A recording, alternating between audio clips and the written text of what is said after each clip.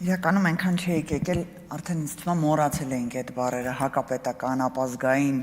հակաժողովրդավարական, բայց դուք թույլ չեք տալիս մենք մոռանանք, պարտադիր ամեն ելույթում մի 10 անգամ կրկնեք, որ չմոռանաք։ Մոտեցել եմ ամբողջին, նաև խնդրեմ, որ չհեռանաք, էլի չգնաք դահլիճից, հաջորդ նախագծերը շատ ավելի հետաքրքիր են, օրինակ ընտրակաշառքներին վերաբերվող նախագծեր ունենք։ Շատ կուզեմ, որ դուք դահլիճում ունեք եւ քննարկումը շարունակենք, իհարկե ձեր խմբակցությունից ընդամենը 3 հոգի մնաց դահլիճում։ Ինչ վերաբերվում է 13 վայրկյան առաջ թող հեռանային պարոն Խաչատրյան։ Ինչ վերաբերվում է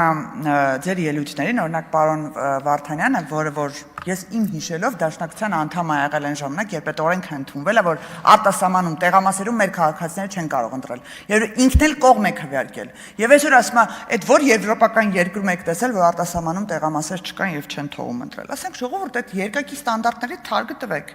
Անընդհատ շեշտում եք ինչ որ Ռուսաստանի Դաշնության հետ կապված բացարձակապես այսօր եվրոպական բոլոր երկրները միջազգային հանրությունը պայքարում է նրա դեմ, որ օտարերկրյա ազդեցություն ներպետական ընթացակարգերի եւ ընտրությունների վրա չունենան։ Գերմանիայի Դաշնային Հանրապետությունը շատ ավելի շատ գումար պետական բյուջեից հատկացնում է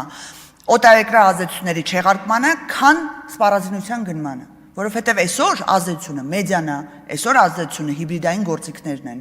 ազդեցությունը մարդու ընտրական իրավունքի վրա դրանք են։ Իսկ այն երկրներում, որտեղ որ օրինակ հասանելիություն չկա, շատ ավելի մեծ հասանելիություն չկա վերլուծական անալիտիկ կարծիք ունենալու համար, քաղաքացին կարող է հենց ընտրություն կատարի,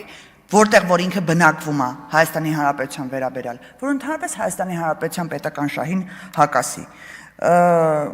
Եվ ես կարծում եմ, որ անվտանգային ռիսկերն էլ պետք է հաշվի առնել եւ նորից եմ կրկնում, ես զարմանում եմ ուղղակի, որ դուք շատ ավելի շատ չեք մտահոգվում, որ մեր քաղաքացիները գան Հայաստանում ապրեն, քան թե Հայաստանից դուրս։